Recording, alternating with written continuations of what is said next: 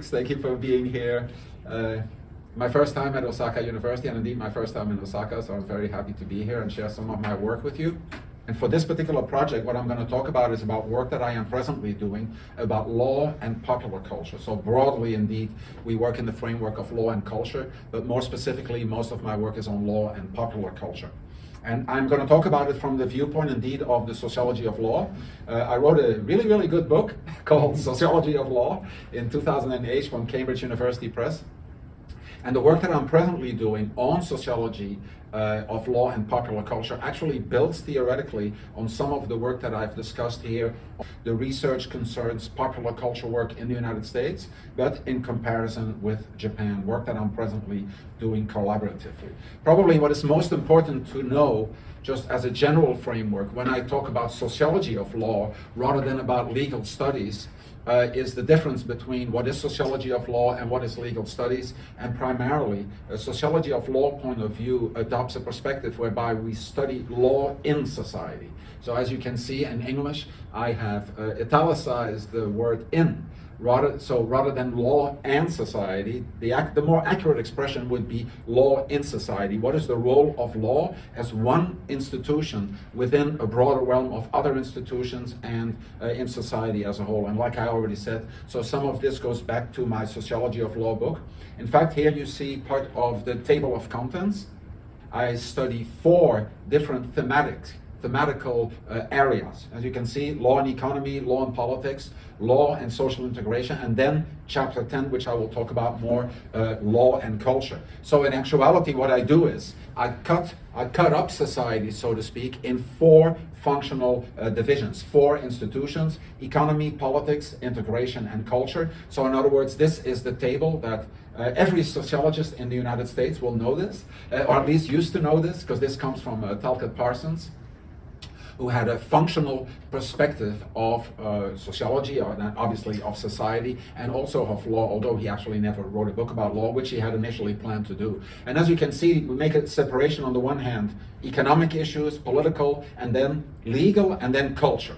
So, and that is what my work is currently about. When we talk about law and culture, we talk about the relationship between norms and values, and the important distinction, and at the same time, the important relationship that exists between law and culture, between norms and values. And this has been addressed differently throughout the history of sociology, and has been addressed differently in various sociological theories. And I'll talk a little bit about that. The relationship between law and culture, and the relevance of culture, goes back to the very beginning of sociology. So why is it important to study culture? Not only the role of culture in society in general, but also the role of culture when one is interested in law. And it goes all the way back to Emile Durkheim, classical sociologist, who wrote mostly in the late 19th, early 20th century from France. And he spoke about an important transformation that took place in society.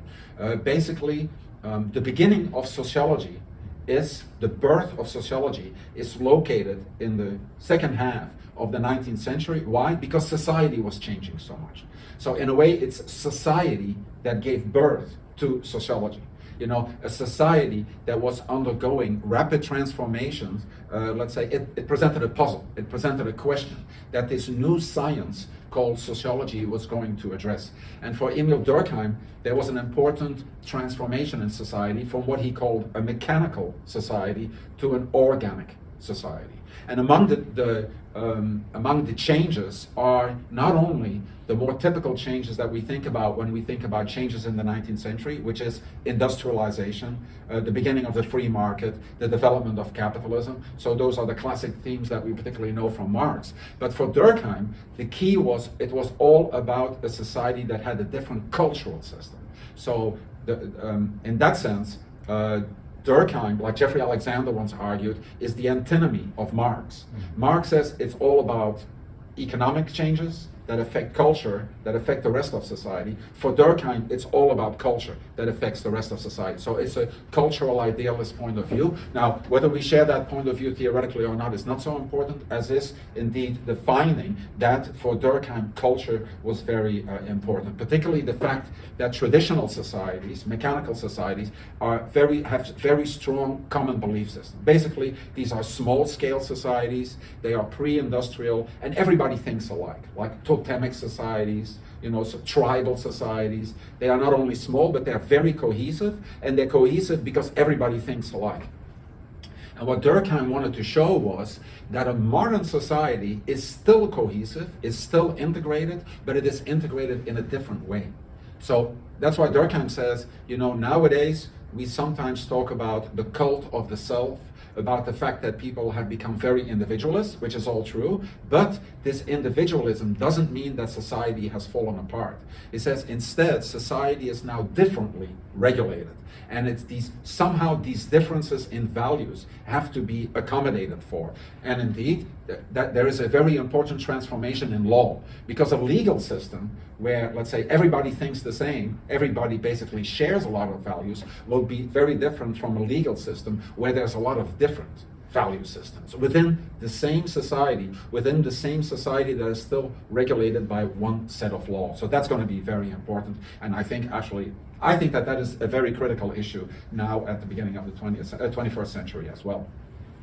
So what do we talk about when we talk about culture and law? Just because I think the terms value and norm, the terms value and norm are often conflated. We tend to use them, we talk about values and norms because, let's say it's not economic, it's not political, it's a distinctly social issue, which is true, but culturally and legally there is quite a distinction. So if we define values as conceptions of how one ought to live, what is it that what I am supposed to do in my life? So it is a prescription that we have towards our own behavior. How am I supposed to act? How am I supposed to be a good person? How am I supposed to be leading my life? So a traditional, of course, conception of culture has to do with religion. And the functions of the value system is socialization. So it is, what am I supposed to do? It applies to the self, and one is socialized into these roles. What does it mean to be a good man? What does it mean to be a good Belgian, to be a good Japanese? What does it mean to be a good American, and so on and so forth? Norms, on the other hand, have to do with standards of prescribed conduct in terms of interactions.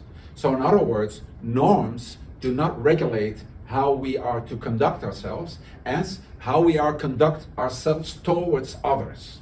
So it is about regulating interaction among people that are different. And in that sense, the function of normative system, of the legal system, is integration. So in a classic example, and indeed the classic example from sociology, is, like I indicated before, is about the role of religion. So if we look at it with the example of religion, it's actually the most typical one. It's the most traditional one, but it's still very useful, definitely, to explain, and it's still, obviously, religion is still an important force in society today. So tribal societies, totemic societies had the advantage of being religious, very homogeneous. Our societies, typical modern societies, can be very pluralistic. I have here, on the one hand, so there's a set of Christian values. What are purportedly, idealistically, no doubt, what are some of the values that Christians espouse? Endurance, wisdom, hope, trust, forgiveness, humility. Then there's another set of values from a different value system, from Confucianism. Right? So I found this online, talked about quality of sense of life, values of service, value of sustainability, planning, a more methodical approach, apparently. But so what is important is, let's say, we have different value systems because we have different religions. What is the norm? This would be the norm. So the norm is coexistence, religious tolerance.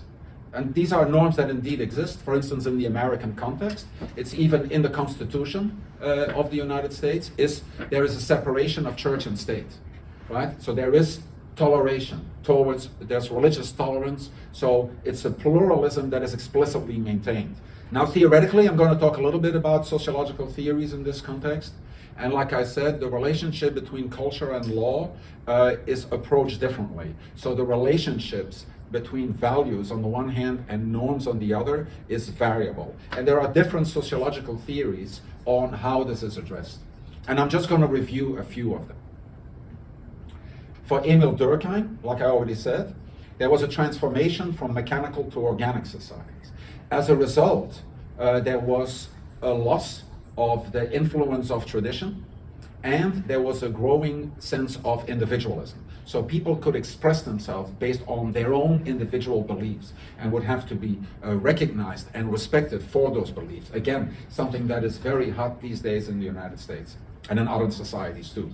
How does modern law still integrate this plurality? By differentiating between, on the one hand, repressive law, and on the other hand, restitutive law. And that is probably something that many of you know very well, that exists in Japanese legal system as well as another legal system. That is the separation between criminal law and civil law.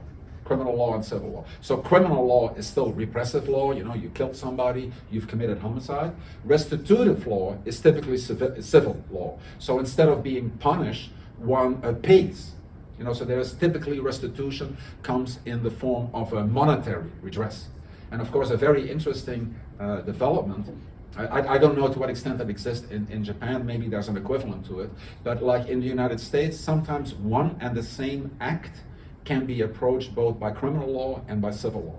In the classical theory of Max Weber, another important founder of sociology from Germany, there is also an important, basically the same, we always talk about the same transformation, but it is theoretically approached very differently. And Weber says it all has to do with the type of conduct that is revealed in the transformation of society from what mechanical to an organic one, from a pre-modern to a modern one. And so the classic example here is Weber's work about the Protestant ethic and the development of capitalism. He says what is specific about capitalism is not property, the way Marx said. It's not about a mode of production, it is about a mode of conduct. And what a capitalist does is he is very methodical. It's about being very efficiency oriented. And then Weber makes the important argument. He says, in all spheres of our society, efficiency becomes the key principle. So purposive rationalization. So how are we, it's not about what we are going to do, but it is about how we are going to accomplish it. Namely, we are going to take care of justice, right? We're going to have an administration of justice that is efficiency. So it is based on rules. It is based on due process requirements. It is based on testimony. It's not just like, what do you want? It's about how is it very methodically done. And so it is about a trial. There's a hearing, there's a pre-hearing, there's an initial appearance. Then you have a judge is assigned to the case. Lawyers are assigned to defend you. Lawyers are, and so on and so forth. So it is all about legal procedure. So legal procedures regulate the plurality that exists at the cultural level. For Talcott Parsons, actually the first sociologist to very clearly talk about the difference between values and norms, it was ultimately all about the form of government that could secure a just legal system. And for Parsons, it was basically a liberal democracy, such as existed in the United States. He says, under the conditions of a liberal democracy, you can have a legal system that adequately reflects the values of a particular society. Now, Talcott Parsons is basically the most important modern sociologist in the United States. Parsons wrote let's say he was most active from the 1930s until the 1960s. I would say particularly after World War II. And after World War II, writing in the United States, he could obviously talk about the impact of World War II. You know, the United States had come out victorious after World War II. The United States was becoming a major world power, and the United States internally was progressing a lot, not only economically, but also culturally indeed, and legally. For instance, one of the interesting things that Parsons already talks about is about the expansion of civil liberties across groups in the United States. Because obviously at some point the United States had legal slavery, but later that changed very much and society became much more integrated racially. So one of the reasons that Parsons wrote about this, for instance, was an important case concerning the disintegration of education in the United States.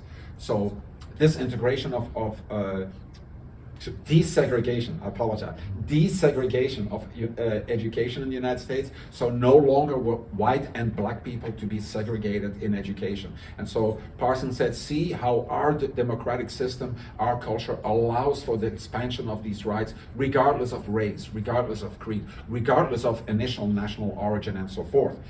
This is the middle of the 20th century. And then you have here, as an example, a modernist perspective, which the work that I kind of know pretty well, which is the social theory from Jürgen Habermas.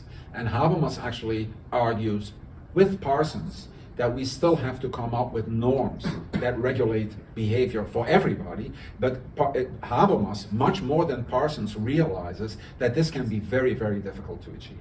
So let's say the example of religion and religious tolerance, that is typical for Parsons. But the example over abortion, pro-life, pro-choice, and then having a difficulty of a norm, that is more typical for Habermas. And so Habermas' answer is that democracy has to be an open debate, an open and continuous discourse that we need to come up with the best possible law, to come up with the best possible norms that can still integrate society, for fear of otherwise there is conflict.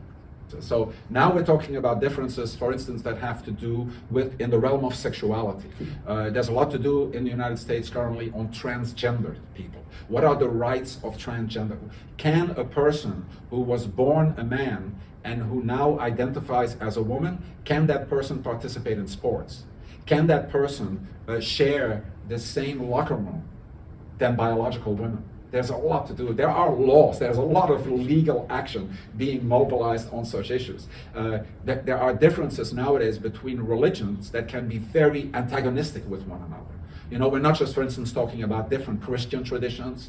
We're talking about maybe Islam. We're talking about, you know, the influence that certain religions want to have on the public sphere and so on and so forth. So there's a lot of antagonism that can take place. And lest there be an all-out war, we need some kind of peaceful resolutions. So in that sense, the work of Jürgen Habermas, I think, is very, very important actually to consider whether one agrees with his position or not.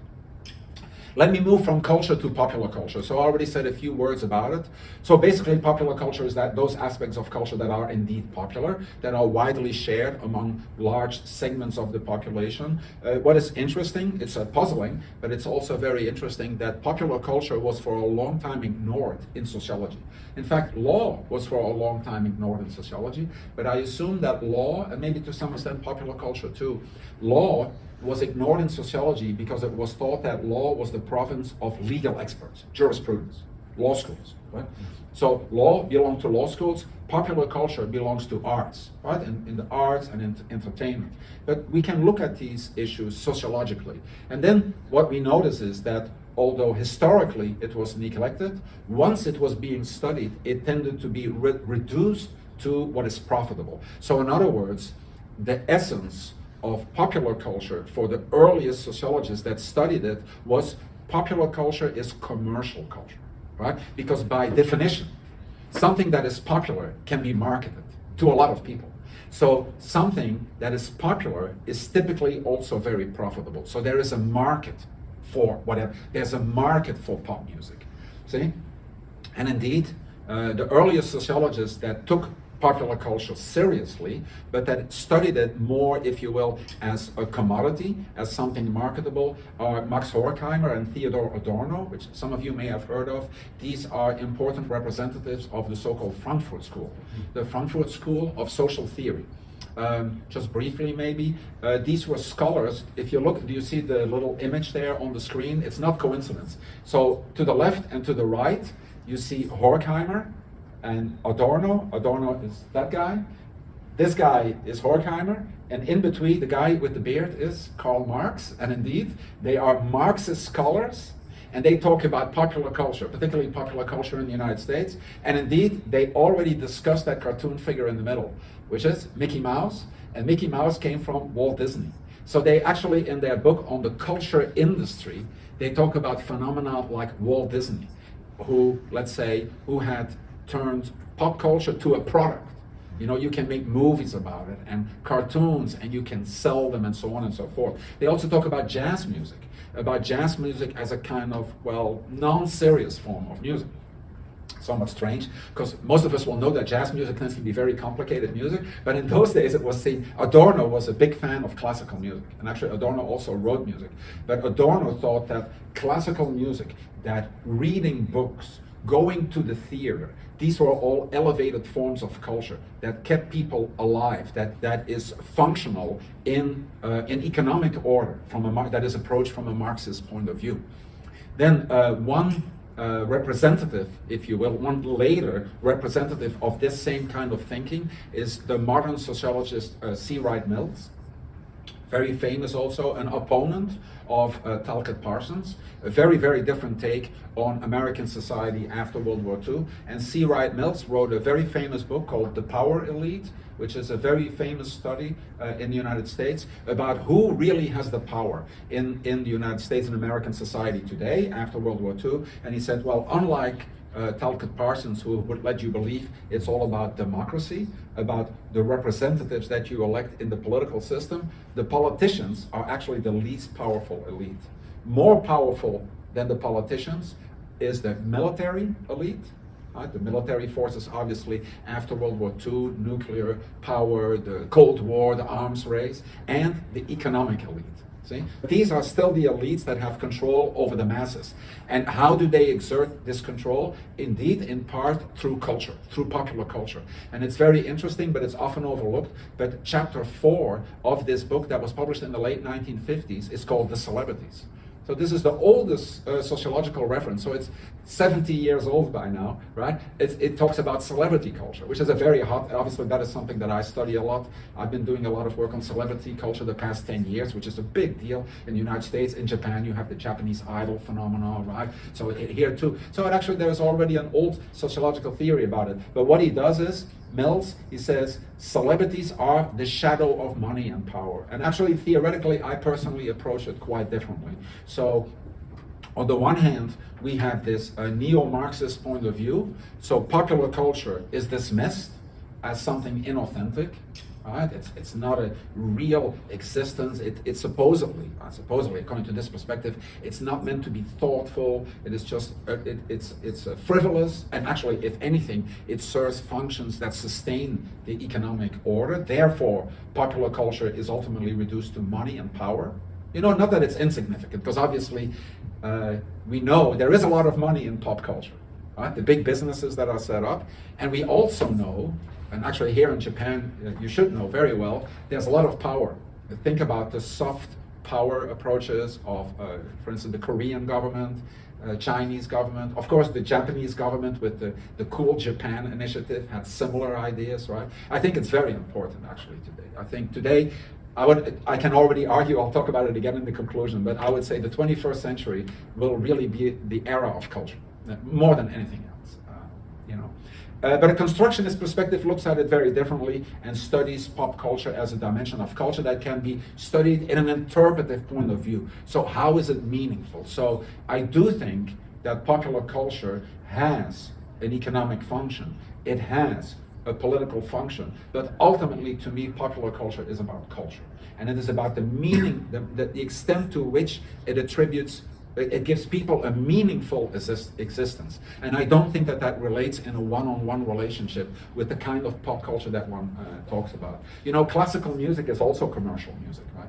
Classical music also has stars and fads and fashions and so on. And it can also be commercialized. And pop music, alternatively, can also be seen in a more serious perspective.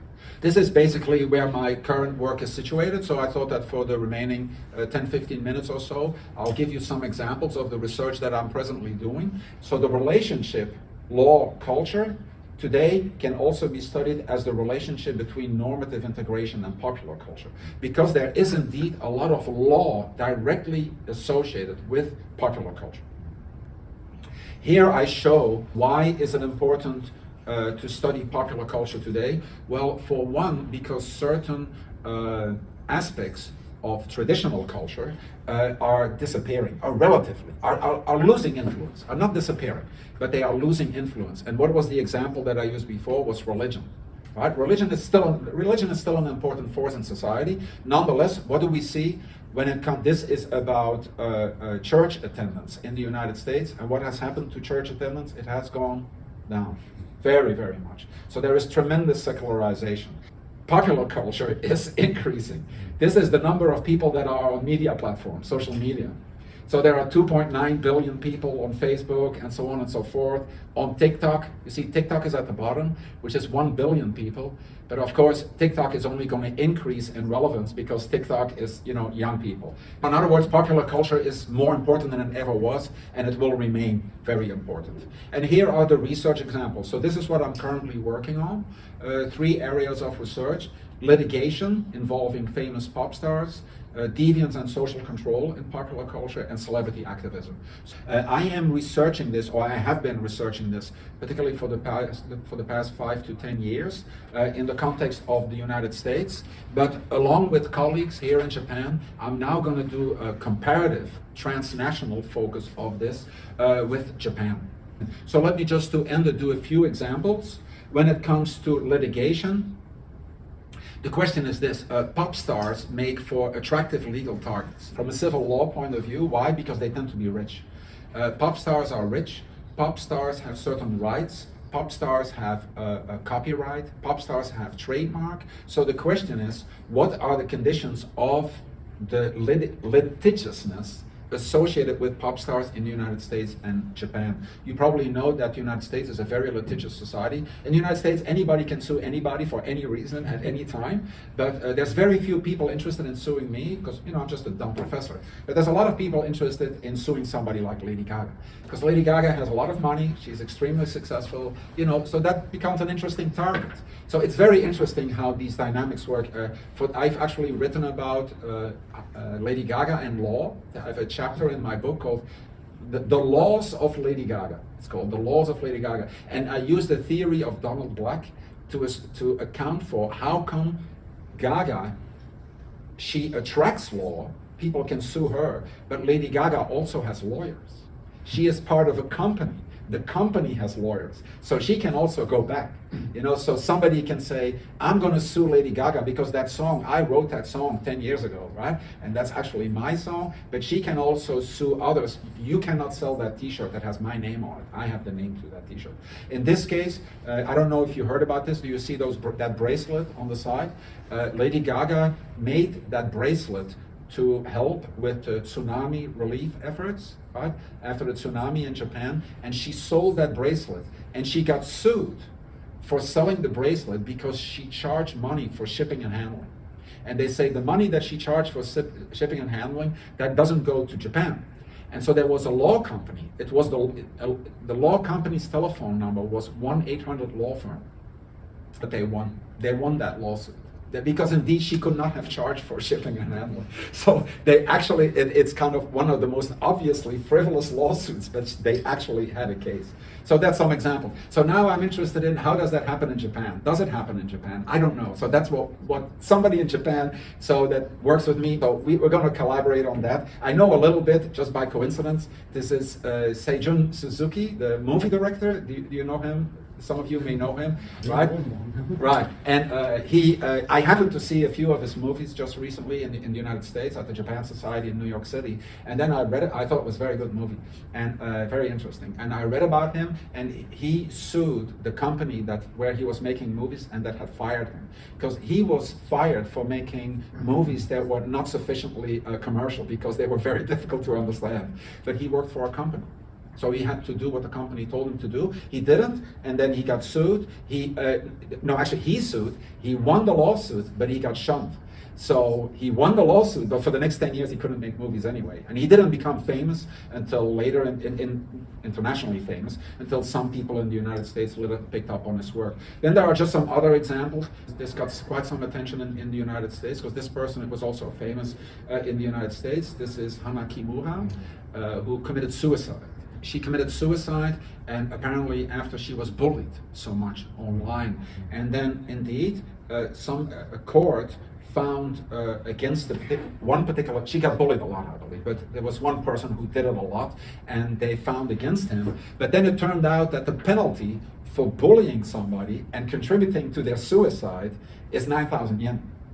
This has contributed to changes in the Japanese legal system. So that's very interesting. So we have a case involving a celebrity, and it leads to a legal change because it gets so much notoriety, right? People, what is this? So now the penalties has gone up. So now you can go to jail for that particular crime.